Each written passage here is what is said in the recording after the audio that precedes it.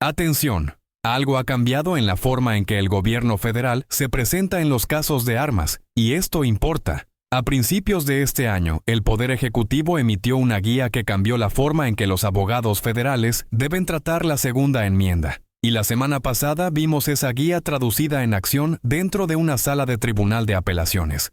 En una impugnación consolidada a un estatuto reciente de Illinois que restringe ciertos rifles semiautomáticos y capacidades de cargadores, el Departamento de Justicia, de forma discreta pero deliberada, tomó asiento del lado de los propietarios de armas, una postura que la agencia no ha asumido comúnmente en las últimas décadas. Esto no es teatro. El argumento del DOJ enmarcó los rifles semiautomáticos ordinarios y los cargadores de uso común como armas con derecho a protección constitucional bajo el marco de control de la Corte Suprema de la decisión Bruen. Ese estándar legal requiere que las restricciones modernas estén ancladas en la tradición histórica, y el nuevo escrito del gobierno, y la defensa oral que siguió, invocó explícitamente esa prueba. Debido a que esta disputa se encuentra en el séptimo circuito, y debido a que otras apelaciones en todo el país plantean las mismas preguntas legales, lo que está en juego es estructural. Un fallo que rechace el estatuto podría crear el tipo de desacuerdo entre circuitos que invita a la revisión de la Corte Suprema. Un fallo que confirme el estatuto, sin embargo, dejaría el registro de oposición del gobierno federal en su lugar para la próxima ronda de apelaciones. Lo que vimos en el tribunal fue más que un caso. Fue un cambio institucional en cómo los abogados federales están argumentando sobre la segunda enmienda. Desglosaré lo que dijo el gobierno, por qué Bruen importa aquí, y qué significan los diferentes resultados posibles para la política nacional de armas. La base legal para este cambio comienza con cómo los tribunales ahora interpretan la segunda enmienda después de Bruen. La Corte Suprema dejó claro que los gobiernos no pueden justificar las restricciones de armas de fuego basándose únicamente en preocupaciones políticas modernas. En cambio, deben probar que existió una ley comparable en la historia temprana de Estados Unidos, un precedente histórico directo.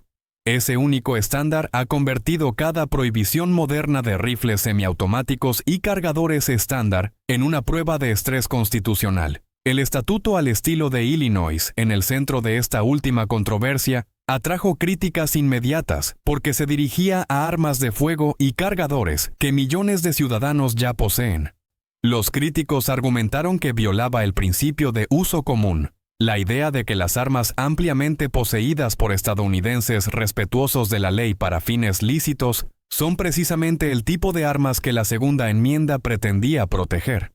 Cuando el Departamento de Justicia entró en la sala del tribunal, no llegó armado con argumentos políticos. En cambio, trajo texto constitucional, jurisprudencia y un argumento sorprendente: que la autoridad federal no puede defender selectivamente ciertos derechos mientras trata a otros como opcionales.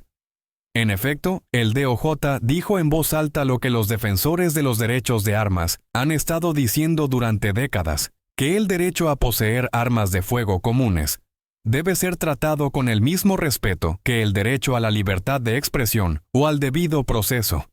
Esa declaración puede sonar simple, pero dentro de un tribunal federal de apelaciones fue sísmica. Por primera vez, el gobierno federal ya no pedía a los jueces que redujeran el significado de la segunda enmienda.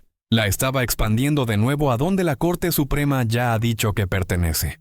Desde una perspectiva constitucional más amplia, la nueva posición del Departamento de Justicia podría alterar cómo los tribunales inferiores abordan cada caso pendiente de la segunda enmienda. Durante años, los tribunales de circuito se apoyaron en pruebas de equilibrio que permitían que las restricciones sobrevivieran siempre y cuando los estados alegaran un interés apremiante de seguridad pública. Después de Bruen, ese marco colapsó, y ahora, con el DOJ, alineándose con la prueba de la tradición histórica, el gobierno está diciendo efectivamente al Poder Judicial que el equilibrio de intereses ya no está sobre la mesa. Eso importa porque desafíos similares ya están avanzando a través de varios otros circuitos federales. En estados como California, Nueva Jersey y Maryland, demandas paralelas apuntan a prohibiciones casi idénticas de rifles semiautomáticos y límites de cargadores.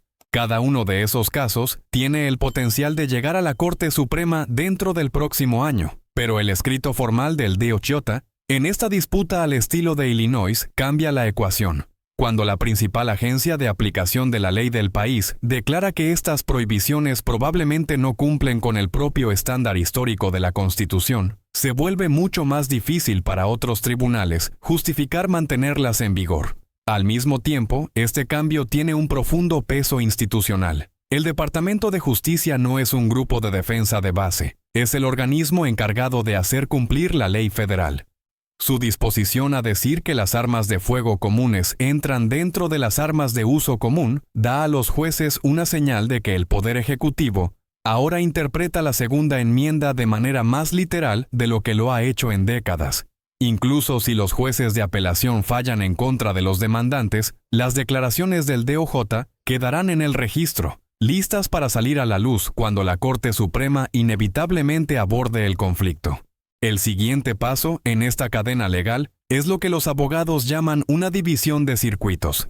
Cuando dos o más tribunales federales de apelaciones llegan a conclusiones opuestas sobre el mismo tema constitucional, ese es exactamente el tipo de división que obliga a la Corte Suprema a intervenir, porque la Constitución no puede significar una cosa en Illinois y algo completamente diferente en California. Si el Tribunal de Apelación aquí se pone del lado del Estado y mantiene las restricciones, el problema no morirá. La presencia del Departamento de Justicia del lado de los demandantes garantiza que el argumento ascenderá. Cada línea de su escrito, cada declaración que confirma que los rifles semiautomáticos y los cargadores estándar son armas de uso común protegidas, será parte del registro de la Corte Suprema. Pero si este circuito rechaza las prohibiciones y dictamina que violan la segunda enmienda, desencadena una reacción en cadena aún mayor. Otros circuitos que han mantenido restricciones similares ahora estarían en conflicto directo, y ese conflicto es exactamente lo que impulsa a la Alta Corte a actuar.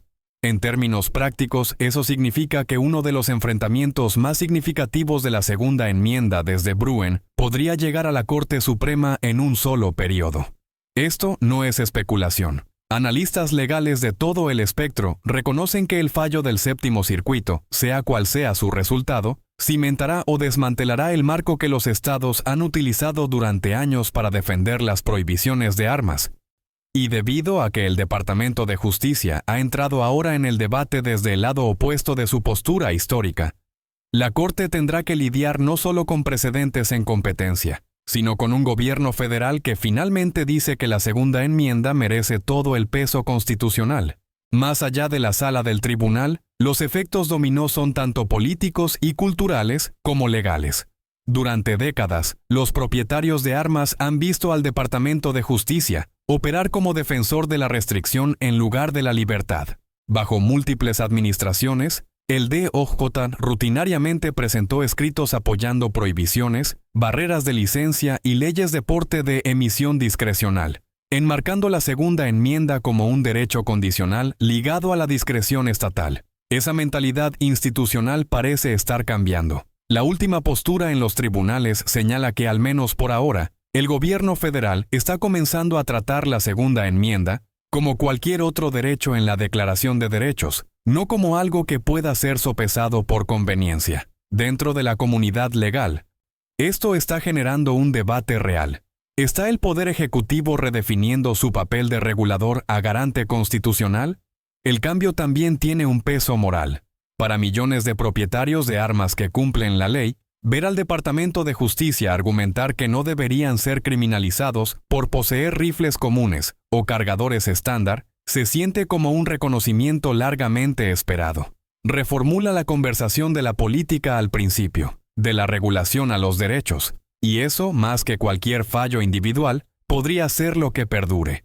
Porque una vez que el gobierno federal reconoce públicamente que el derecho a poseer y portar armas comunes es fundamental, se vuelve más difícil para futuras administraciones revertir el rumbo sin enfrentar una enorme resistencia política y judicial. A medida que este caso se acerca a una decisión, una cosa ya está clara.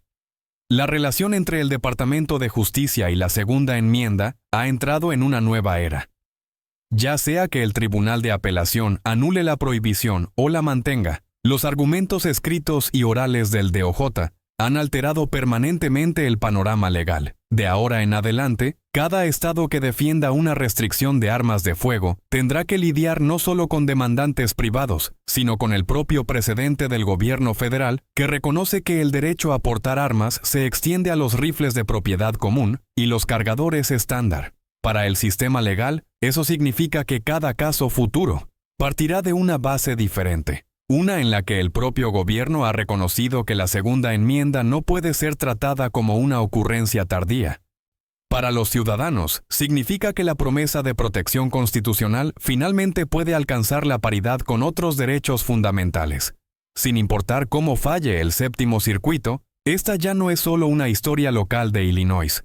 Es el acto de apertura de un realineamiento legal nacional que podría dar forma a la próxima generación de leyes de armas de fuego en los Estados Unidos. Y por eso este momento importa, no como un punto de discusión, sino como un punto de inflexión. Asegúrense de darle me gusta, suscríbanse y dejen un comentario abajo. Manténganse alerta.